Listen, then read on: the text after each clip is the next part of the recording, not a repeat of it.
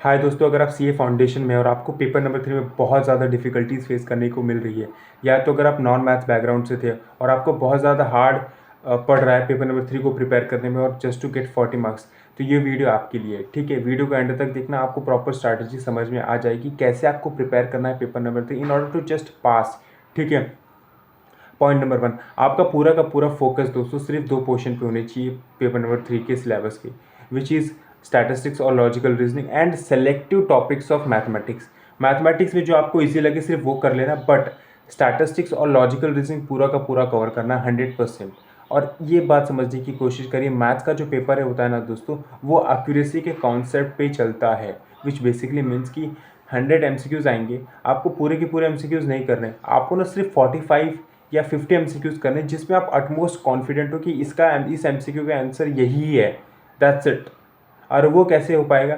वो चीज़ तभी पॉसिबल है जब आप जो भी सिलेबस कवर करें 60%, 70%, 80% उसको इस तरीके से कवर करें कि उसमें से कुछ भी क्वेश्चन बन जाए, आप वो कॉन्फिडेंटली करके आ जाएंगे। उस लेवल की आपको कॉन्सेप्चुअल क्लैरिटी लेनी है।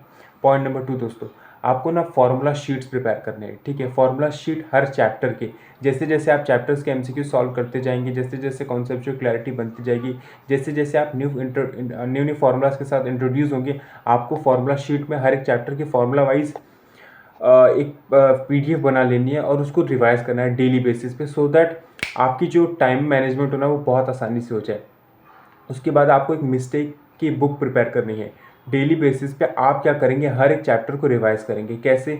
जैसे कि आज प्रोबेबिलिटी कर लिया, फिर कल ब्लड रिलेशन कर लिया, फिर डेली बेसिस पे कल आज प्रोबेबिलिटी के 10 क्वेश्चन सॉल्व कर लिए, कल लॉजिकल रीजनिंग के 10 क्वेश्चन सॉल्व कर लिए, साथ में प्रोबेबिलिटी के भी 10 क्वेश्चन कर लिए। ऐसे क्यूमुलेटिव रिविजन्स करते जाए, सिर्फ 10 क्वेश्चन पर चैप्टर। ठीक है, on a daily basis.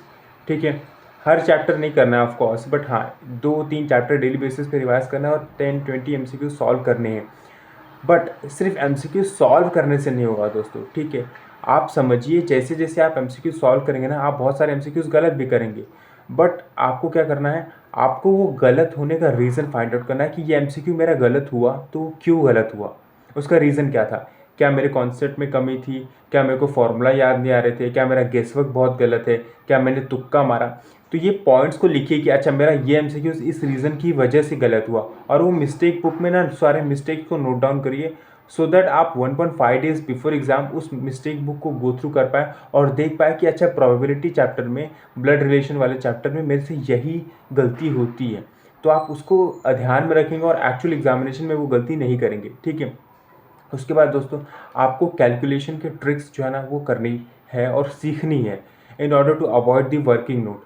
Working note पे बहुत ज़्यादा टाइम वेस्ट होता है दोस्तों। आपके पास ना सिर्फ 2 घंटे होते हैं, हर क्वेश्चन के लिए 72 सेकेंड्स का टाइम होता है। बट ये भी बात समझने की कोशिश करिए, कुछ कुछ क्वेश्चन जो ना होते हैं वो एक्चुअली में 3-4 मिनट में सॉल्व होते हैं, कुछ क्वेश्चन सिर्फ 10 से 20 सेकंड में सॉल्व हो जाते हैं, लॉजिकल रीजनिंग वाले।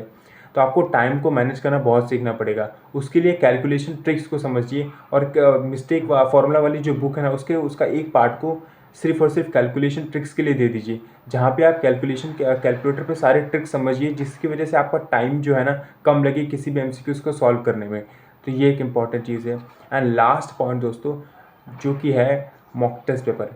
ये चीज़ मैंने की थी और इसी की वजह से मैंने पहले अटेम्प्ट में क्लियर कर लिया था, विच इज़ मैंने मॉक टेस्ट पेपर दिया था, आईसीआई के 2 मॉक टेस्ट पेपर।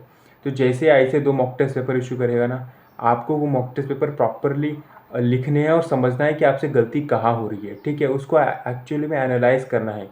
इससे होगा क्या, आपके सारे फॉर्मूलाज प्रिपेयर हो जाएंगे, आपकी मिस्टेक्स पे आपका काम हो जाएगा, आपको टाइम मैनेजमेंट की एक्नॉलेजमेंट हो जाएगी। सो इस तरीके से अगर आप प्रिपेयर करेंगे ना बिजनेस मैथमेटिक्स को, सो डेफिनेटली आप पास तो हो ही जाएंगे। ठीक है, सो फॉलो दैट। और अगर आपको कोई भी और वीडियो की रिक्वायरमेंट है तो आप कमेंट सेक्शन में बता देना। Thank you so much for watching till the end.